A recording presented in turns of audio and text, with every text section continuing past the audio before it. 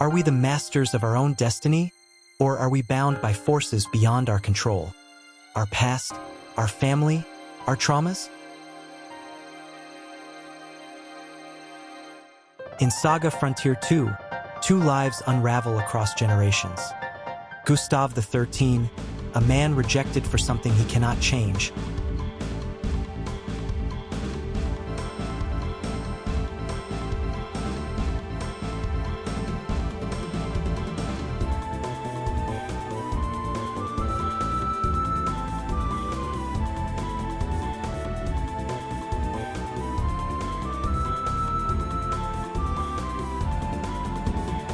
And Wil Knights, whose journey to uncover the secrets of the past leads him down a path laid long before his time.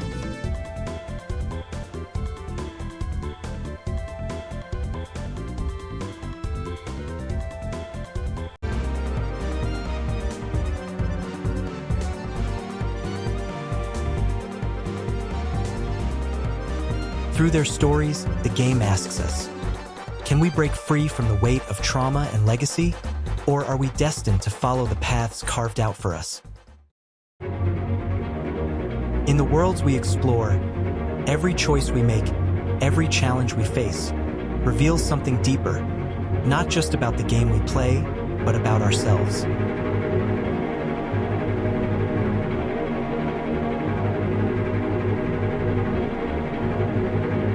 What if the struggles of a character were reflections of our own? What if the battles and stories we live through in games are windows into the minds of creators and players alike?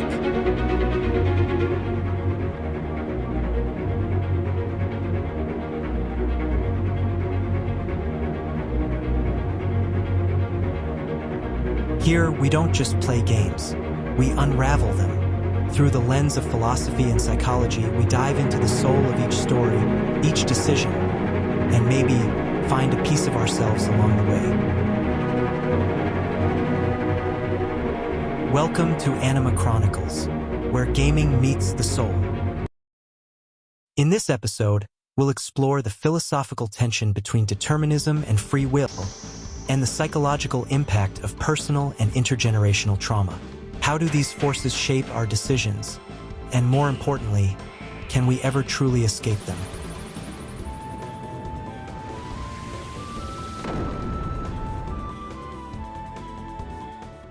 I first played SaGa Frontier 2 as a kid on my PS1.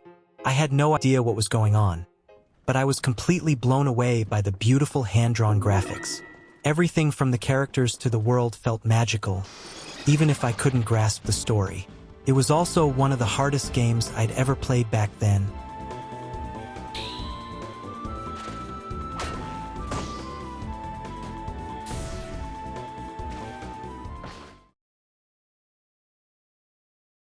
Gustave's journey begins with rejection. He's born into a world where magic defines power, status, and worth. But unlike those around him, Gustave cannot wield magic. This one fact changes the course of his life. Unable to use magic, he's cast out by his own father, exiled from his homeland. And that trauma stays with him for the rest of his life. When I revisited the game as an adult, something about Gustave's story really drew me in. I could finally understand the weight of his rejection. His identity is shattered, and he spends the rest of his life trying to prove his worth through strength, through conquest. It's something I hadn't grasped when I was younger, but now I could see how deep his struggle was. In psychological terms, Gustave's identity crisis is shaped by trauma, something Erik Erikson describes as an experience that can define us, especially during adolescence. According to Erikson, in the social jungle of human existence, there is no feeling of being alive without a sense of identity. Gustave's rejection by his father shatters his sense of identity and self-worth, forcing him to rebuild his life around power and conquest instead of the magic he was denied. Unable to meet the expectations of his world, Gustave builds a new identity around power. But as Jean-Paul Sartre might argue, this is bad faith. He's living inauthentically, trying to find worth in external strength, when deep down, He's still that boy rejected for not having magic.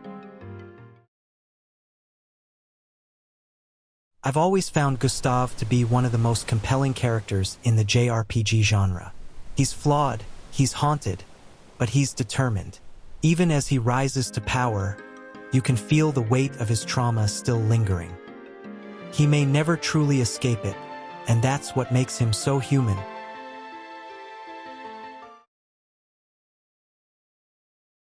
While Gustave's story is shaped by personal trauma, Wil Knights faces a much different struggle. One that, as a kid, I couldn't quite grasp. His journey isn't about rejection. It's about living under the weight of his family's legacy. It wasn't until I revisited the game as an adult that I began to understand Wil's challenge, trying to carve out his own identity while standing in the shadow of his parent.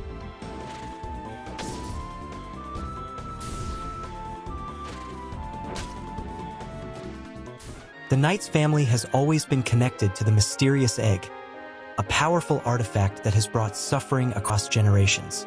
The egg's influence begins with Wil's parents and extends throughout his lineage, casting a long shadow over Wil's quest. His journey is more than just uncovering the egg's secrets. It's about breaking the hold this artifact has on his family. But the weight of this legacy doesn't end with Wil.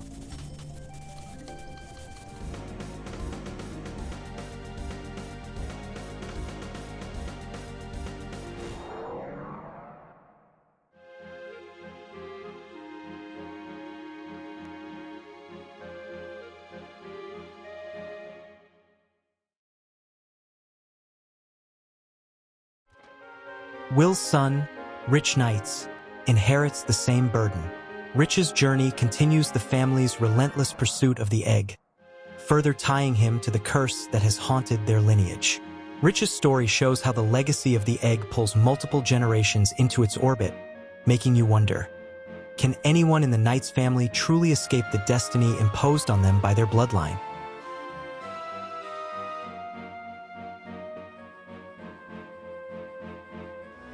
Rich's fate, however, takes a darker turn. Unlike his father, Rich's struggle with the egg ends in tragedy.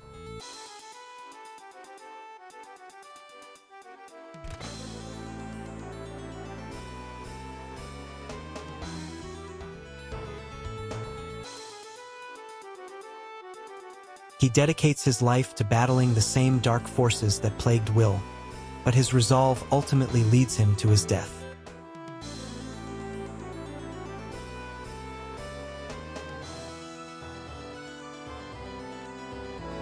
Rich falls while fighting the egg, a victim of the very curse that had haunted his family for so long. His death is not just a failure to destroy the artifact. It's a heartbreaking testament to how deeply this legacy has entangled itself in the Knights' lives, claiming yet another generation.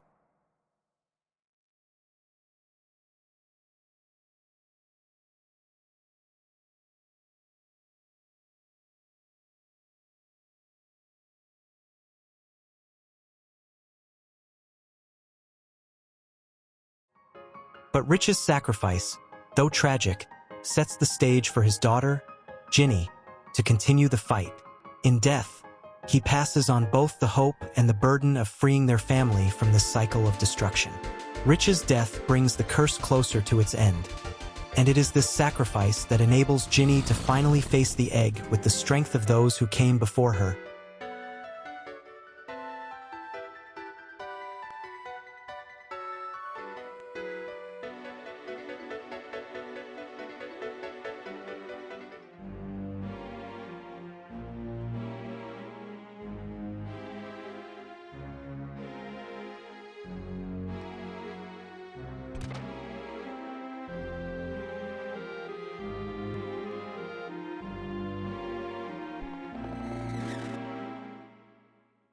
The struggle with the egg culminates in Ginny Knights, Wil's granddaughter.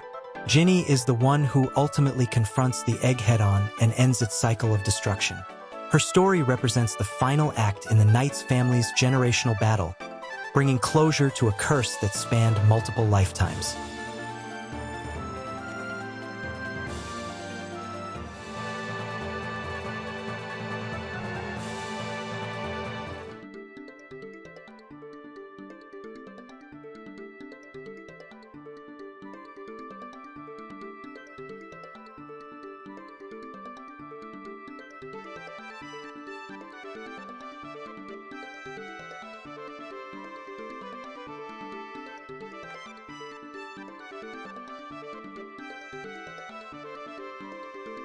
Through Ginny, we see how destiny, legacy, and personal choice collide, raising the question. Is Ginny truly free in her actions, or is she fulfilling a role that was written long before she was born?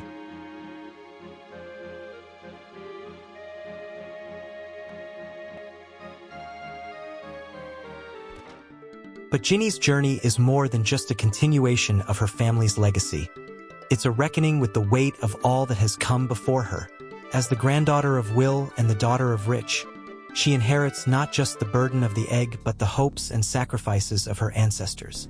She grows up knowing the stories of her father's tragic death and her grandfather's endless struggle, which fuels her determination to put an end to the curse once and for all. Ginny's battle is not simply about personal survival. It's about breaking free from the destiny that claimed the lives of her predecessors. Her strength is not just in her actions, but in her ability to rise above the weight of her family's history.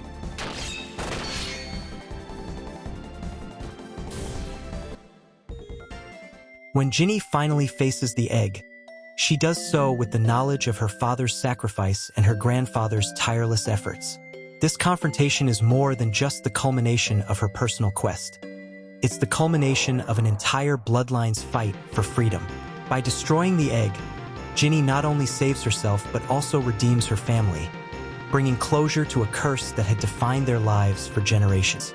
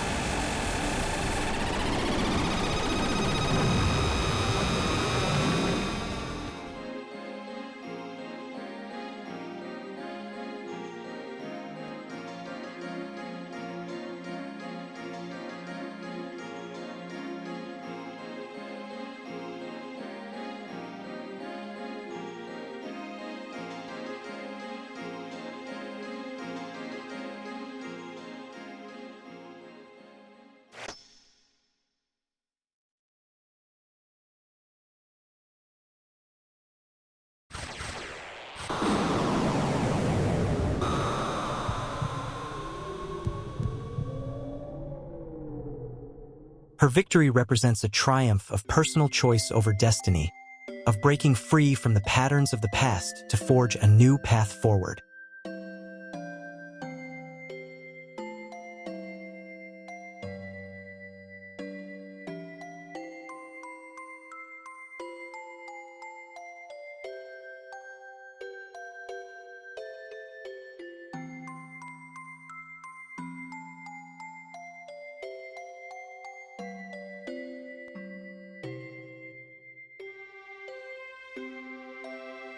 Yet, even as she stands victorious, one can't help but wonder. Was Ginny truly the master of her fate, or was she simply playing out a role set in motion long before her birth?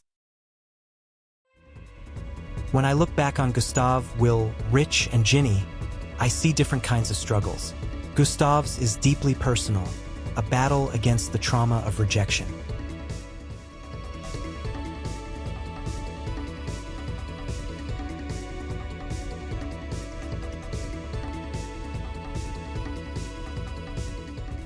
Wil, Rich, and Ginny face the legacy they've inherited, destiny none of them asked for, but all of them must confront. Rich's death in his battle against the egg is a tragic reminder of how much is at stake in this fight against fate. The question these stories ask is, are we truly free to shape our own future, or are we bound by the legacies we inherit from our families?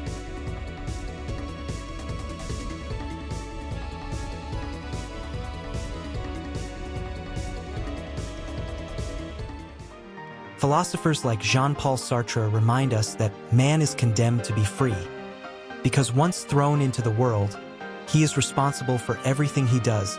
But Gustave's story shows us how freedom can feel like a curse. He's thrust into a world where his choices are defined by what he lacks, not what he can control. Yet, rather than succumbing to despair, Gustave transforms his sense of inadequacy into a driving force.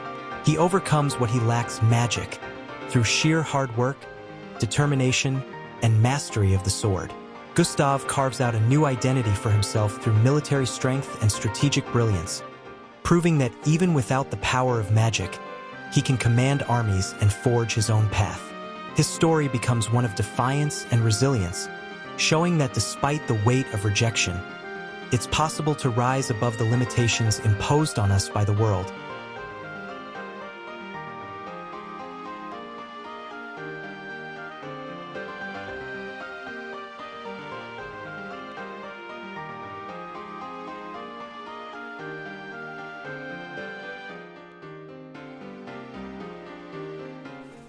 Psychologists like Murray Bowen explored intergenerational trauma, where unresolved conflicts and emotional burdens pass from one generation to the next.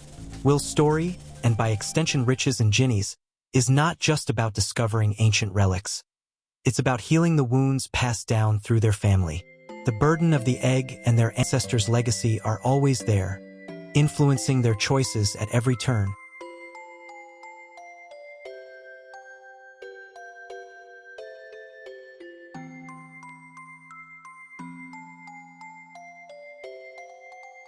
As I've gotten older, I found myself understanding more of what SaGa Frontier 2 was trying to convey. Gustave's battle for self-worth. Wil's journey to uncover the past. Rich's tragic sacrifice. And Ginny's ultimate redemption. Each of them explores the search for meaning in worlds shaped by forces beyond their control. For Gustave, it's a battle against rejection, a wound that never fully heals. For Wil, it's a quest to free himself and his descendants from the cycle of suffering tied to the egg. Rich dies trying to break the curse, and Ginny finally succeeds. Their stories are about more than survival. They're about breaking free from something greater than themselves. That's what keeps drawing me back to SaGa Frontier 2. It's more than just a game. It's an experience that stays with you. And a big part of that experience is the music, composed by the incredibly talented Masashi Hamauzu. The battle theme? It's one of the most unforgettable tracks in the game. Every time I hear it, I'm reminded of how SaGa Frontier 2 blends its complex narrative with equally powerful soundscapes. The music doesn't just accompany the story. It elevates it, deepening the emotional weight and pulling me back into the world. No matter how many times I've played it, I've always been a huge fan of Masashi Hamauzu's work, and SaGa Frontier 2 is a perfect example of his brilliance. His compositions have a way of resonating emotionally, creating atmospheres that linger with you long after the game is over. His music truly enhances the experience and adds layers of meaning to the story. I understand why SaGa Frontier 2 might not be everyone's cup of tea. It's a complex game, both mechanically and narratively, and that can be overwhelming for some players. But for me, with the nostalgia I feel for this game, it will always be a hidden gem. Revisiting it now, I see layers of meaning I didn't fully grasp when I was younger, and that's what makes this game so special to me.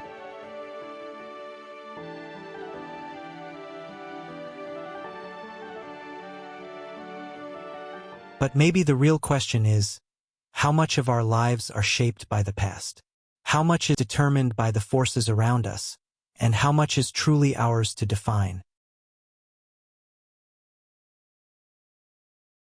Thank you for watching, and I appreciate you joining me on this journey through SaGa Frontier 2.